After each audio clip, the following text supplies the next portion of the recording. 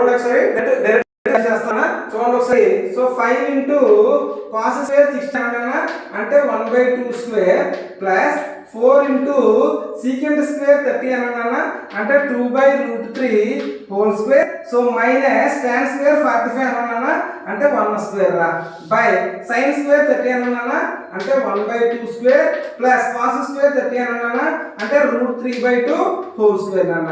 So అంటే 5 into 1 square అంటే 1/4 plus 4 into 4/3 minus 1 by ఇది 1/4 ప్లస్ సో 3/4 సో ఇప్పుడు దీనికి మనకి మల్టిప్లై చేద్దాం మళ్ళీ ఒకసారి. సో 5/4 ప్లస్ 4 16/3 మైనస్ 1 బై అంటే బై 1 అని 1/1 అని. సో ఇది ఏంటన్నా 3 +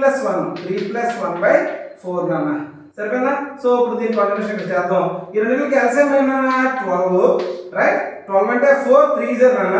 సో 3 5 జర్ ఎంతనా, సో 15 ప్లస్ 3 4 జర్ అన్న 4 16 జర్ ఎంతనా 64 మైనస్ 1 12 జర్ అన్న 12 ఇంటూ 1 ఎంతనా 12 బై ఇక్కడ ఏమన్నా 3 + 1 అంటే 4/4 రెండు క్యాన్సిల్ అయిపోతుంది అంటే 1 వస్తుంది. ఇంకా దాన్ని వదిలేయండి.